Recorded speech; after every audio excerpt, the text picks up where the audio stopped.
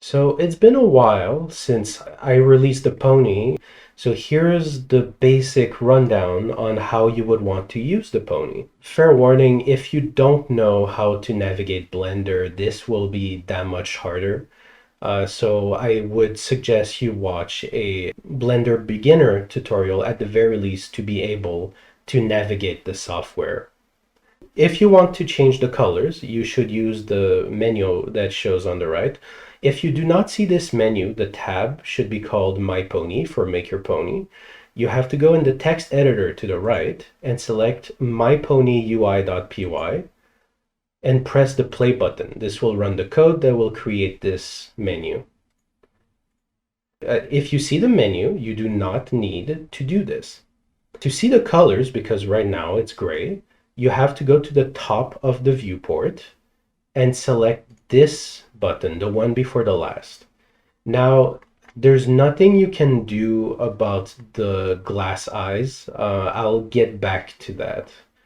But if you want to see them real quick, you have to activate the last button to the right. Fair warning, this will initiate a real-time render, and depending on your machine, this might be too much. So click it at your own risk. So now I can see the eyes correctly as transparent. Okay, let's say you want to change the colors, but there's a bunch of lines in the way and it's a bit ugly. At the top, you can click the Show Overlay button to hide, the controllers and focus only on the colors of the pony. You can change the color of the coat. You can change the inner ears. You can change the lips, but just know this will also change the color of the inner mouth because this is a bit how they work. Their lips and the inside of their mouth is usually the same color. That's what I observed from the show. So here are the hooves. There's a hoof A and hoof B because there's two colors, right? So you can change them. Let's say your character has different colored hooves. Well, there's a bunch of options for you. So match hind hooves will make a new selection for the hind hooves. Match left side will make a unique selection for the left side. If you want all four hooves to be unique, because you can see here, here, and here, there's like three different colors, this one unlocks the final hoof. So yeah, play with it at your leisure. I put some pretty extreme colors to make sure you see which hoof is which, but then you can start editing them and making them nicer. So in hair color, you have the same concept, two colors because there's some sort of gradient going on. So I'll go in shaded view to actually show you more accurately what this does. With this current hairstyle, this will change in the future depending on hairstyle and how, this is a work in progress. The first color will always be the most dominant one, and the second one, think of it as an accent. So what if I did this? Yeah, no, see, it really doesn't come true. This is a work in progress, so be aware of that. The eyebrows have their own light. Let me just put the light way up so we can see a bit. Here they're brown. You want them to be a different color, you can do it. These are the same controls whether you're using the hair version or no hair version. The same controls apply. Oh, and the eyelashes, if you feel like you want something fancy, you can. So the eye is a texture. You have to go select a texture. And if you don't know 3D, this is essentially an image that dictates what the colors are on a 3D mesh. By default, you have this yellow eye texture. This is the one I started with. In the future, I'll make it easier to edit. But for now, if you check the color override, I made this especially for people that don't want to play with textures. You can manually change the color of the eyes. This is not the most in-depth control yet. I will update it later. So next is the cutie mark control. So by default, the cutie mark will show on one flank. This is what I call the G5 style. So this one, if you want to change it, there's no way around it. You have to learn a bit how texture works. You have to change the texture. Here you can see I have a bunch of textures. These are the different frames of animation because the cue mark is animated. This is only to show that you can do it. You don't have to have it animated, which is why there's a setting here to set it to single image, and then you'll see it doesn't move anymore. If you do not have multiple frames, you have to set it to single image. Please understand that. If you want the cue mark to show on both flanks, you have to activate G4 mode. And there it is. So this is how it works. Next, you have the horn color. You'll see it's empty because there's a toggle. You have to activate the horn, and there it is. So this one also has a texture, but this texture is not a color. It's to tell the horn what pattern is on it. Here's the color. You have the feather color. It works like the horn. You have to toggle it on. You have granular control over different settings. Okay, so this one, you can't see the wing arm right now because it's fur, and I turned it off by default because it will show up in renders. We can talk about that later, but I turned it off by default because it is extremely heavy. But just for the example here, I can show you this on Pegasus Geo. In wing arm, if I turn it on, you'll see it. So this is the color. This is extremely heavy. I would actually suggest using this one. This is kind of like a preview I made. That's a lot lighter. So yeah, you can set your own color if you want. Or if you want, you can Control C, Control V, and there, they match, right? I know it looks bad, but if actually you turn that on, it's gonna look slightly less bad. So yeah, that's the idea. And then you have control over individual feathers, right?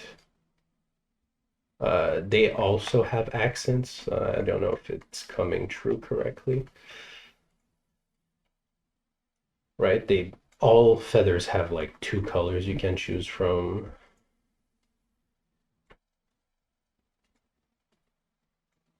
So yeah, beautiful. That's how it works, right? That should be about it for the coloring. Now, if you turn back on this button here, you'll see that you are in pose mode, which allows you to click these things. Now let me explain how Blender works a bit. So if your lines are black, it means, and you touch them, you can't do much with them, they don't work. If you want to animate your character, you have to go into pose mode. So now to control these, you have to go out of the My Pony UI and into the item menu. By default, most people will have this view, and you're gonna ask me, okay, well, what do I do with this? Well, you have to open the properties panel, and please always leave it open. I have a bunch of settings. I put them where I thought was logical. So here you have different controllers. For example, left fold. Okay, what does it do? Oh, unfolds the wing. So this is how you animate the pony, opening and closing its wings. What if you want to animate the wing flapping? Here you see wing control, set it to 1. And now you have a bunch of lines. You don't need to worry about all of them, just select one. And here's what I mean by you need to know a bit of Blender. At least watch beginner animation tutorial, because I will not explain the shortcuts. But yeah, you can then start animating, select different things and just, do different poses, whatever you want. So that's how that works. So yeah, this here is the wing control. I made it look like the wings so that it's easy to find. Here you have the face toggle. So all the values are set to zeros. If you turn them to 1, here you have cheeks. What does it do? Oh, you can puff the cheeks.